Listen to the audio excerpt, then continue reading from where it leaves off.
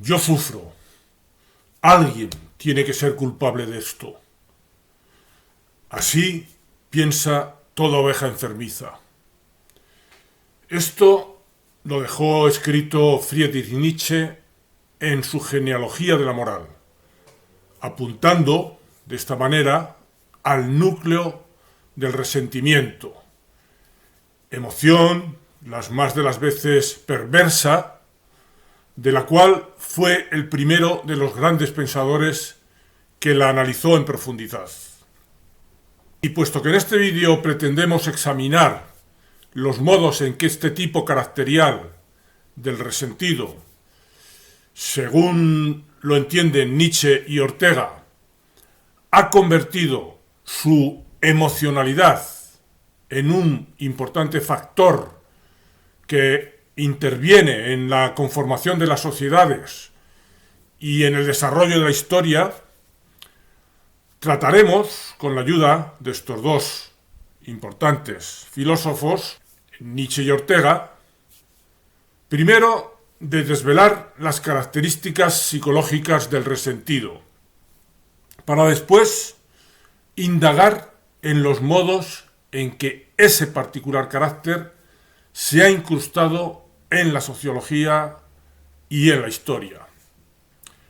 Traza Nietzsche el camino psicológico que conduce a la conformación del resentido, diciendo: todo el que sufre busca instintivamente, en efecto, una causa de su padecer.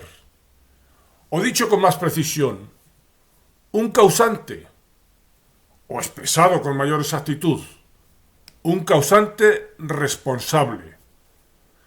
La verdadera causalidad fisiológica del resentimiento, de la venganza y de sus afines se ha de encontrar, según yo sospecho, únicamente en esto, es decir, en una apetencia de amortiguar el dolor por vía afectiva. Se quiere adormecer un dolor torturante, secreto, y expulsarlo, al menos por el momento, de la consciencia. Para ello se necesita un afecto lo más salvaje posible, y para excitarlo, el primero y mejor de los pretextos. Alguien tiene que ser culpable de que yo me encuentre mal. Y de esta manera concluye Nietzsche, como apuntábamos antes, este razonamiento. Así considerado, el resentimiento es un síntoma de debilidad. Es propio de personas que, no siendo capaces de sobrellevar los infortunios y las adversidades que toda vida trae consigo, buscan el desahogo que le permite transformar sufrimiento en agresividad. Siempre resulta más llevadero el sufrimiento cuando consigues encontrar un responsable externo del mismo, un culpable, salvo que dispongas de la suficiente fortaleza como para afrontar el malestar sin tener que buscar esos responsables a posteriori. El resentimiento, dice también Nietzsche, nacido de la debilidad, a nadie resulta más perjudicial que al débil mismo. En otro caso, cuando se trata de una naturaleza rica, constituye un sentimiento superfluo, un sentimiento tal que dominarlo es casi la demostración de la riqueza.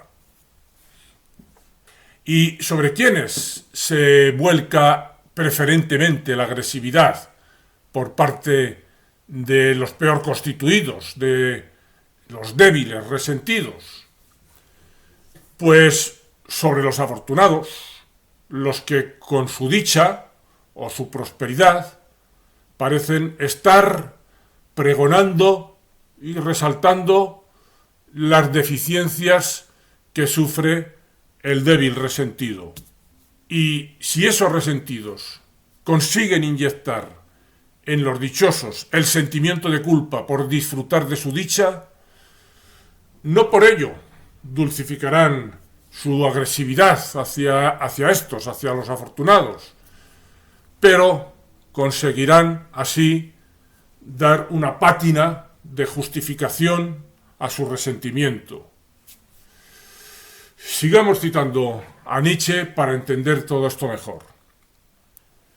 Dice: hombres del resentimiento son todos ellos, esos seres fisiológicamente lisiados y carcomidos, todo un tembloroso imperio terreno de venganza subterránea, inagotable, insaciable, en estallidos contra los afortunados, e igualmente en mascaradas de la venganza, en pretextos para la venganza. ¿Cuándo alcanzarían propiamente su más sublime, su más sutil y último triunfo de la venganza? Indudablemente, cuando lograsen introducir en la conciencia de los afortunados su propia miseria, toda miseria en general, de tal manera que éstos empezasen un día a avergonzarse de su felicidad y se dijesen tal vez unos a otros: es una ignominia ser feliz, hay tanta miseria. Pero no podría haber malentendido mayor y más nefasto que el consistente en que los afortunados, los bien constituidos, los poderosos de cuerpo y de alma, comenzasen a dudar así de su derecho a la felicidad. Fuera ese mundo puesto del revés, fuera ese ignominioso reblandecimiento del sentimiento. Que los enfermos no pongan enfermos a los sanos, y esto es lo que significaría tal reblandecimiento, debería ser el supremo punto de vista en la tierra. Ortega reconocía la primacía de Nietzsche a la hora de analizar la psicología del resentido, y él añade nuevos matices a las constataciones del filósofo alemán cuando en su ensayo sobre Don Juan dice: Nietzsche descubrió genialmente el mecanismo del alma rencorosa, lo que él llamó resentimiento. El hombre inepto, torpe, vitalmente fracasado, va por el mundo con su corazón rezumando desestima de sí mismo.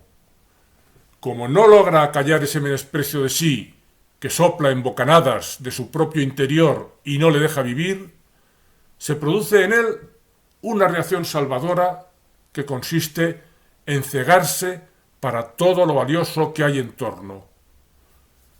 Ya que no puede estimarse a sí mismo, tenderá a buscar razones para desprestigiar toda excelencia.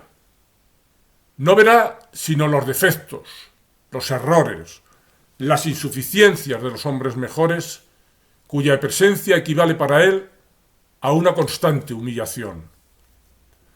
De este modo obtendrá una apariencia de equilibrio entre los demás y él.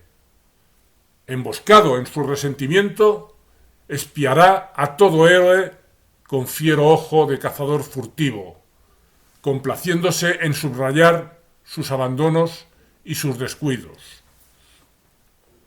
Y añade Ortega en otras páginas pertenecientes esta vez al El Espectador, exponiendo ideas sobre las que insistirá cuando analice la tipología del hombre masa.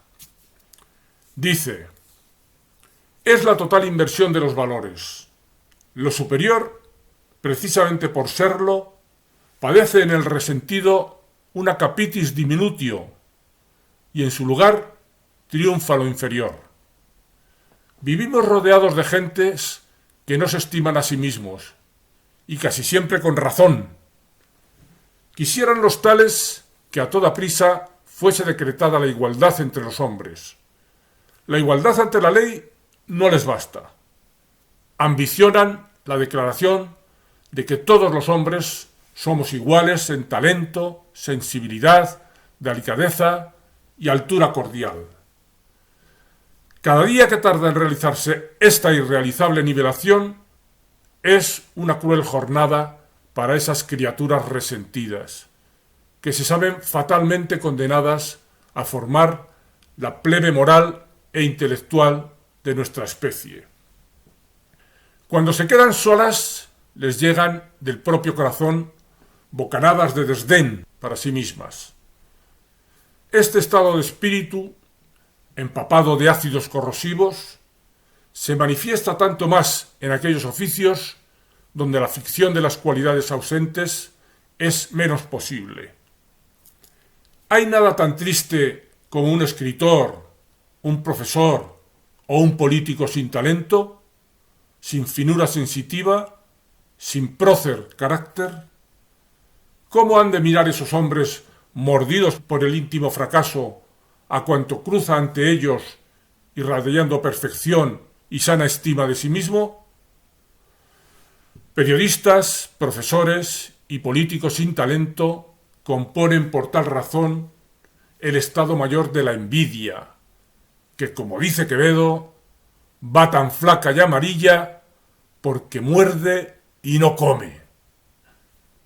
Lo que hoy llamamos opinión pública y democracia no es, en grande parte, sino la purulenta secreción de esas almas rencorosas. No debiera de hacer falta aclarar que Ortega no se está manifestando en contra, aquí, de la democracia o contra la igualdad ante la ley, sino contra esa perversión de la democracia consistente en pretender hacer iguales en méritos y en talento a los que no lo son, rebajando el listón de lo exigible hasta que todos quedemos igualados y la excelencia quede a la misma altura que marca la vulgaridad. Contra esto es contra lo que se revela Ortega.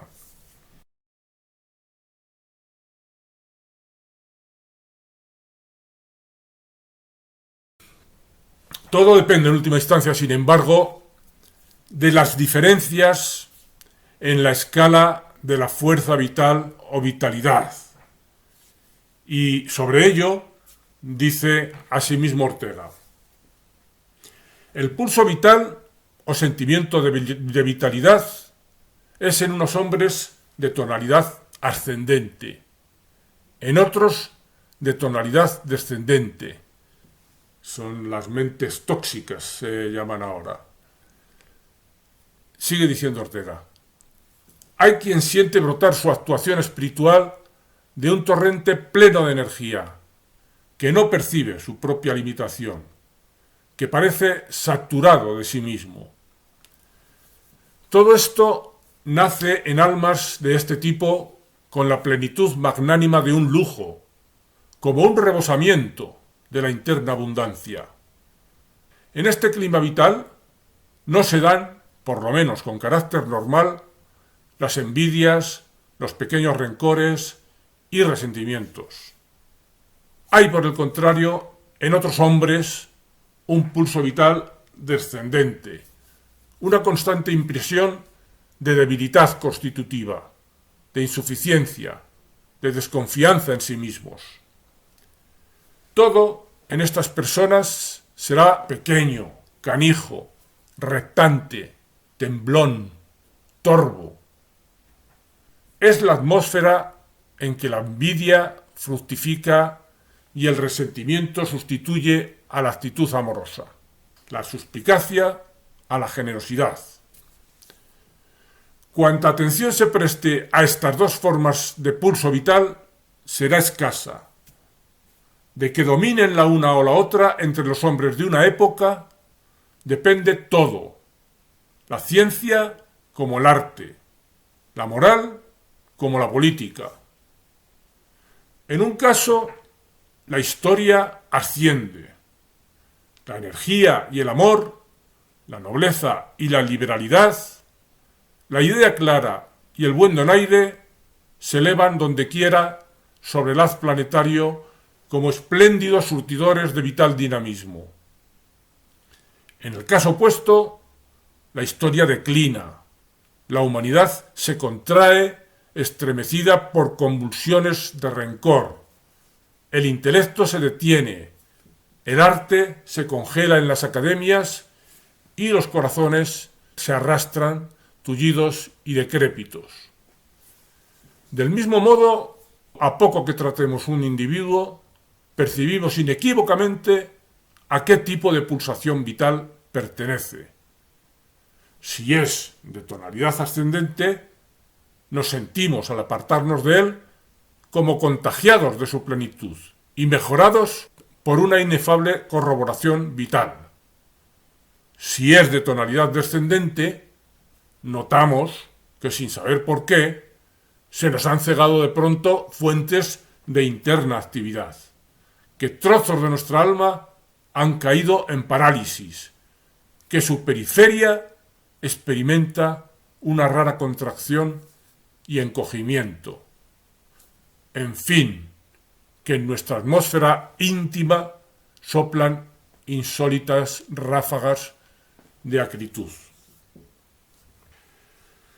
Como vemos, ya ha introducido Ortega el tema que anunciaba yo al principio, el que constituiría la segunda parte del vídeo, el modo en el que el resentimiento pasa de ser objeto estricto de la psicología a serlo de la sociología y de la historia.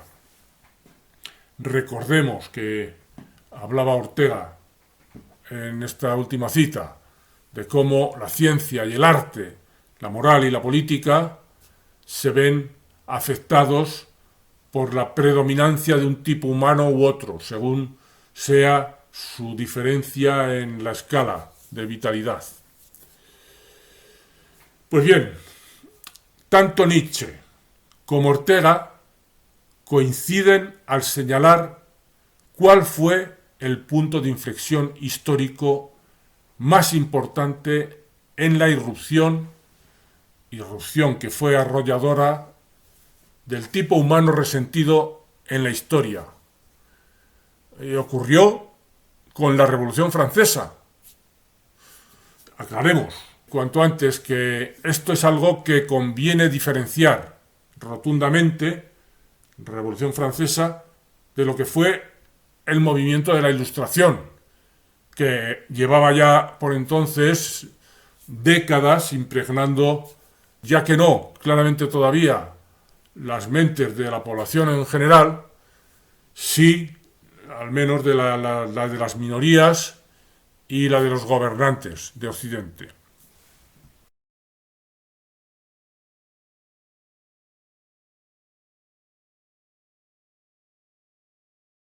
Bien, pues así lo dejó escrito Friedrich Nietzsche, esto que decimos.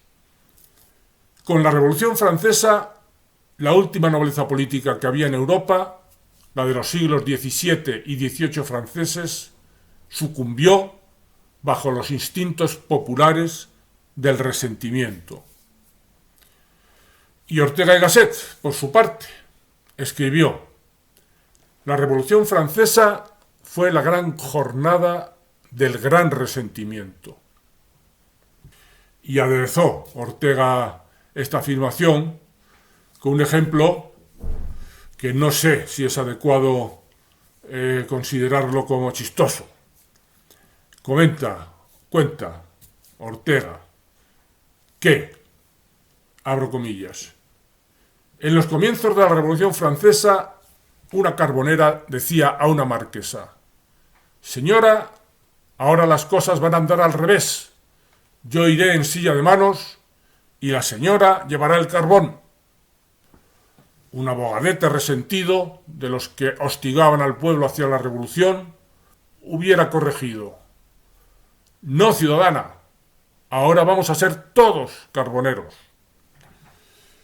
Fermentada en las convulsiones revolucionarias, surgió por entonces una idea que resultó trascendente y de largo recorrido. E irrumpió por entonces, explica Ortega, una interpretación de la vida social según la cual le es esencial el combate entre las partes de las que la sociedad se compone. Hasta entonces, la disputa dentro de una misma sociedad, las disputas sin duda frecuentes, pues se dirimían a través de agrupaciones coyunturales que se disolvían una vez resuelta la disputa. Prevalecía, pues, el sentido unitario de la sociedad. A partir del siglo XIX, sin embargo, a partir de la Revolución Francesa, se establecieron agrupaciones permanentes de combate dentro de la misma sociedad, los partidos políticos. Desde entonces, cuenta Ortega, la sociedad será en su propia esencia lucha y nada más que lucha. Convivir es pelear, franca o artificiosamente.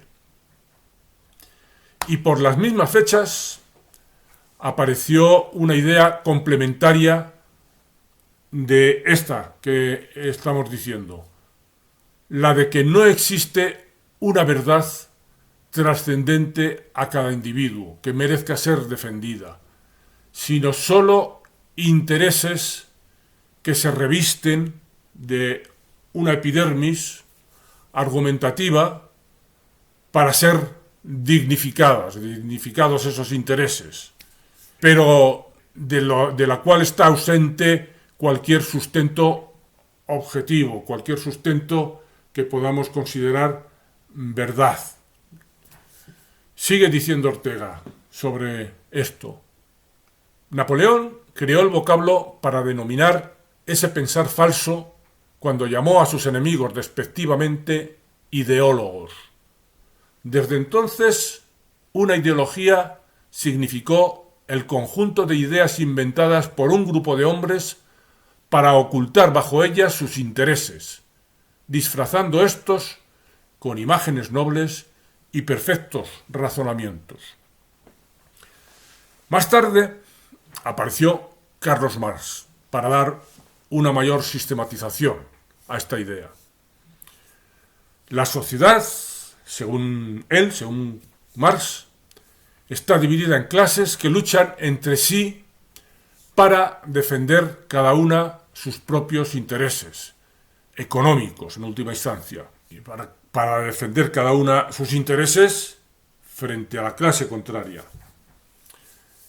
Cada clase social tiene una forma de pensar que no se ha constituido en aras de la búsqueda de la verdad, la cual hay que considerar que no existe, que hay que desechar ya por inexistente, sino que lo que hacen las ideas es conformar una superestructura ideológica con la cual quedan camuflados aquellos intereses económicos. Son el camuflaje de esos intereses económicos, las ideas, el derecho, toda la cultura.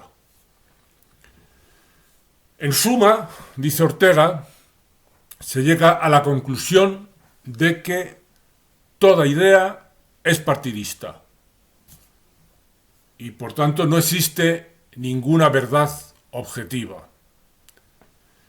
De forma paralela, la realidad, en cuanto que escenario en el que desarrollar la vida, sentido ese escenario como algo objetivo y asimismo compartido por el conjunto de los individuos, fue desapareciendo. Fue desapareciendo la credibilidad en las instituciones, en lo que aglutinaba a las personas en la sensación de sociedad compartida. De manera que, y vuelvo a citar a Ortega, los psicólogos de entonces intentaban convencernos de que la percepción del mundo exterior consistía en una alucinación consuetudinaria. Es decir, del plano sociológico, las ideas resultaban ser solo un camuflaje de intereses más o menos espurios o simplemente los intereses económicos. En el plano psicológico, la percepción del mundo exterior pasaba a considerarse una alucinación consuetudinaria, es decir, una alucinación compartida. La realidad no existe, lo que existe es lo que está en la mente, nada más. No existe algo a lo que podemos vincularnos y con lo que poder comprometerse allá afuera. Cada uno va encontrando sus maneras, a su aire. Así que siguiendo esta estela y llegados a la altura del actual posmodernismo, cada cual pasa a constituirse su propio mundo y alojar en él sus particulares gustos y sus valoraciones, dejando poco a poco de sentirse comprometido ese cada cual con lo que las instituciones colectivas representen. Hacia esto ha ido derivando todo esto que venimos investigando, el curso de todo esto que venimos investigando. Bueno, concluiremos este vídeo con una nueva cita de Nietzsche que puede servirnos de colofón. Dice Nietzsche: el resentimiento, donde mejor florece ahora esta planta, es entre anarquistas y antisemitas. De igual manera, por lo demás, a como siempre ha florecido, es decir, en lo oculto. No sorprenderá el ver que precisamente de tales círculos vuelven a surgir intentos, aparecidos ya a menudo, de santificar la venganza, dándole el nombre de justicia. Llamo la atención, dice Nietzsche, sobre la circunstancia de que este nuevo matiz, la equidad científica, es decir, la búsqueda de la igualdad a toda costa, la equidad científica a favor del odio, de la envidia, del despecho, de la sospecha, del rencor, de la venganza, brota del espíritu mismo del resentimiento. Bien, pues hasta aquí el vídeo, sospecho que polémico, dedicado al resentimiento, sobre todo a la forma en que Nietzsche y Ortega lo han estudiado. Hasta el próximo vídeo, amigos.